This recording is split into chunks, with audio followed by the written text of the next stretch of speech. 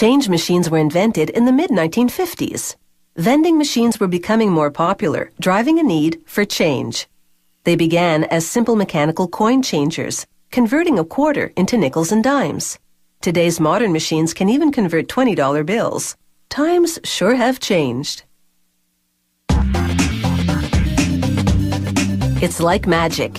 In goes the bill, and presto, out comes the exact change. But there's no sleight of hand, just innovative design and some pretty high-tech equipment.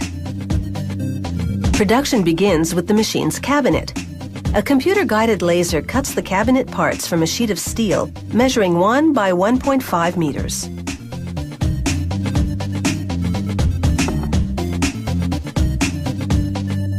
Workers shake the parts free and push out the openings in the panel that will become the cabinet's front door.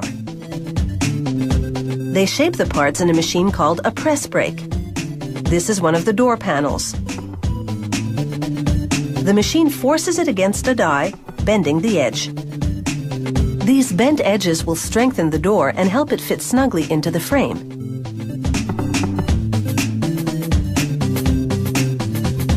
The laser cutter also makes a series of holes in another cabinet part.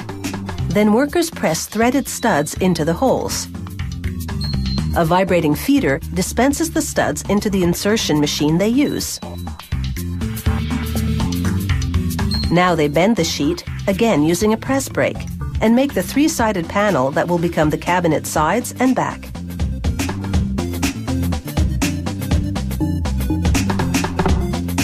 To that, they attach the top and bottom panels. Then they set it in position on a computerized welding station and rotate the table. A robot makes precision welds behind a steel partition that shields the worker from heat and harmful rays. Now they assemble the change machine's coin dispenser. It has two counter-rotating discs fitted to the diameter and thickness of a coin. They work together to seize and align the coins, then drop the change into the coin chute. Workers set in these metal discs and a plastic gear mechanism that rotates them. Then they secure the parts on a fixture and drill holes into the gear mechanism.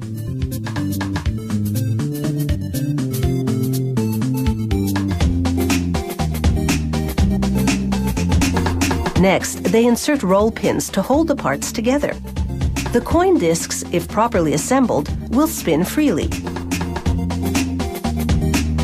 Now workers can assemble the coin dispenser discs and gears. This is precision work.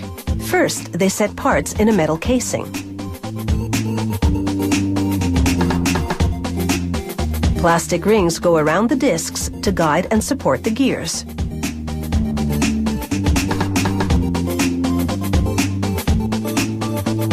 Then they attach the gear train motor that powers the discs that dispense the correct change.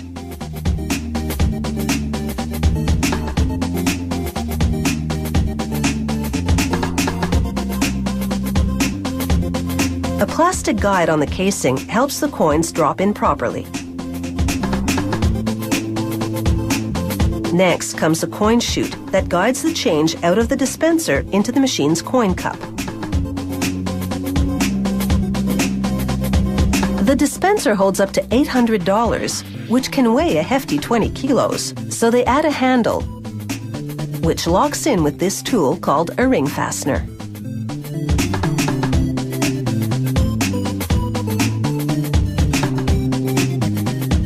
Now it's time to put it all together. First, they install the electric power supply on the inside back wall. Next comes the bill validator and the coin cup. Then the coin dispenser and electronic control board, the brains of the machine that calculates the change. Finally, on go the instruction decals. So, how does it all work? Let's open the door and see. First, the bill acceptor scans the bill's paper and ink and stacks it in a box. Then, ka-ching, out comes the exact change.